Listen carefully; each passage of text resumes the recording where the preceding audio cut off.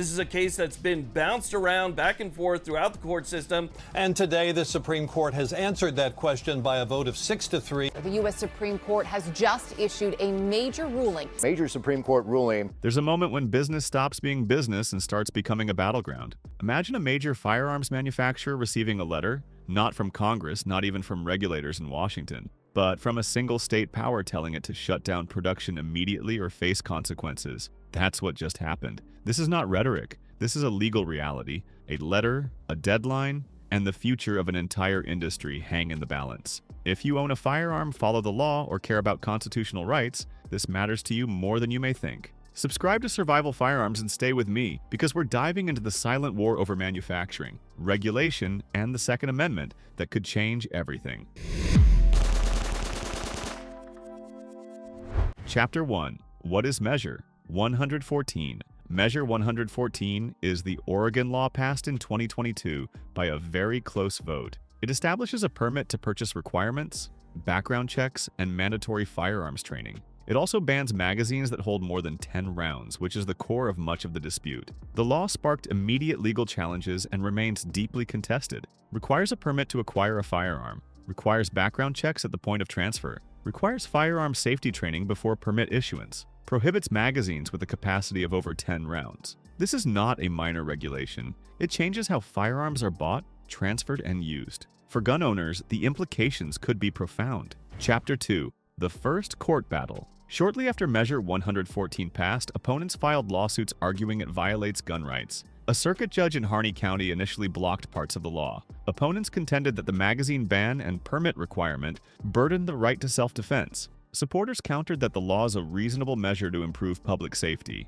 Legal challenge based on the right to armed self-defense. An initial injunction was issued against the enforcement of the law. Opponents argue the law imposes undue burdens. Supporters frame the law as a balanced safety regulation. The battle started at the state level and set the tone for a long legal fight. What seemed like a straightforward law became a major test of constitutional limits. From here, the case would escalate quickly. Chapter 3. The Appeals Court Rules. In March 2025, the Oregon Court of Appeals ruled that Measure 114 is facially constitutional. The court rejected the lower court's decision blocking the implementation of key provisions. It held that the magazine capacity limit does not, by itself, violate the state constitution. It also affirmed the permit and training requirements as lawful and justified.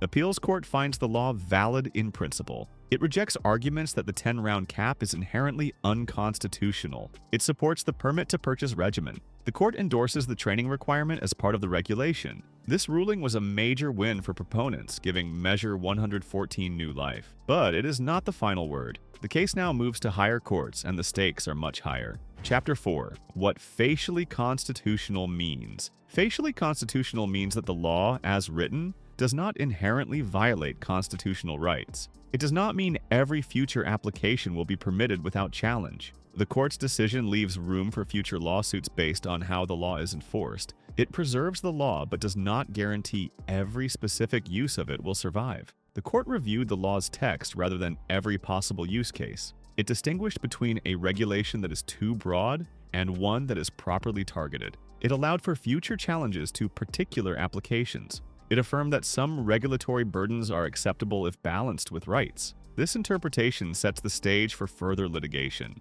How Measure 114 is applied will matter just as much as what it says.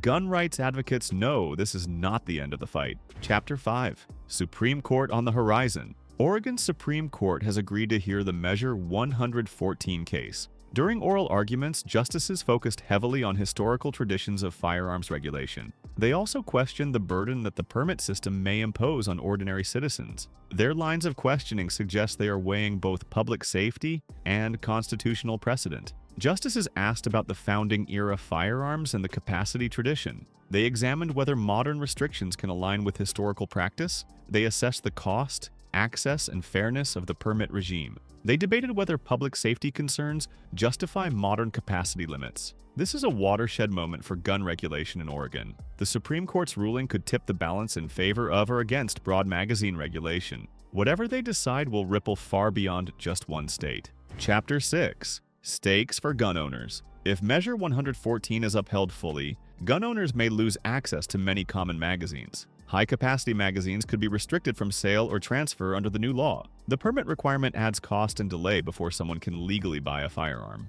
Training requirements may also disproportionately affect people in rural or underserved areas. Owners of high-capacity magazines face legal risk under full implementation. The permit process may slow or block firearm acquisition for some buyers. Training requirements could create a barrier to legal ownership. Long-standing habits and magazine preferences may have to change. For many firearm owners, this fight is deeply personal. It is about more than just gear. It is about self-defense, tradition, and rights. They know that losing this battle could change how they live and defend themselves. Chapter 7. Public Safety Arguments for Measure 114. Supporters argue that the law strengthens public safety without banning firearms outright. They say permits and training will ensure that new gun owners are well educated and vetted. They also claim that limiting magazine capacity helps reduce the lethality of mass shootings. For them, Measure 114 is a balanced approach to prevention, not punishment. Permit plus training builds accountability into the system. Background checks at transfer close dangerous loopholes.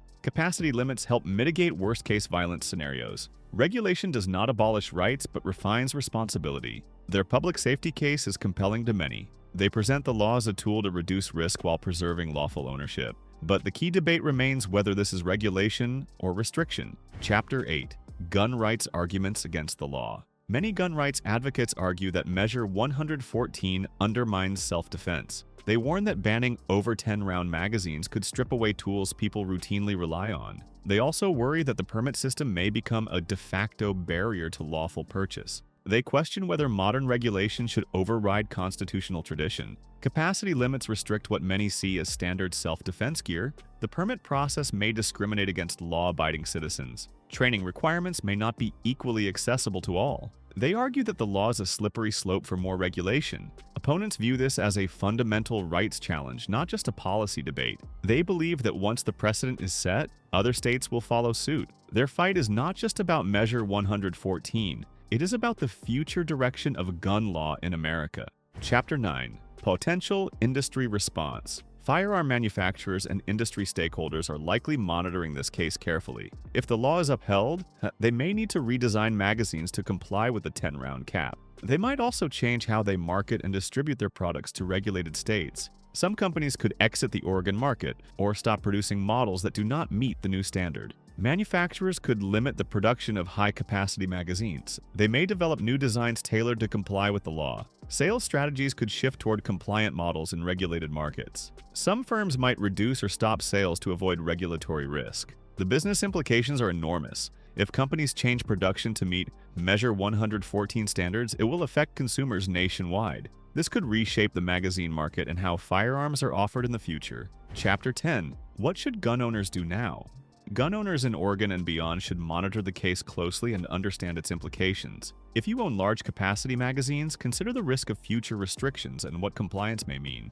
Get involved with gun rights organizations that are tracking Measure 114 and supporting legal challenges. Also, be prepared for possible changes by staying informed on court outcomes and regulatory rollouts. Track legal developments regarding Measure 114. Assess your own inventory and usage of high-capacity magazines. Join or support advocacy groups defending Second Amendment rights. Prepare for future regulatory changes by staying educated and engaged. This moment could define the future of firearm regulation in Oregon and beyond. The outcome of this case may set a new template for how capacity limits are challenged or defended. Stay vigilant, stay informed, and be ready to act because your rights may depend on it. This is more than a local fight. It is a national test of gun policy and constitutional rights. Measure 114 could become a model for other states if it survives, or a cautionary tale if it fails. We will continue following this story closely and bring you every update and legal twist. Like and subscribe if you found value here and comment your thoughts below.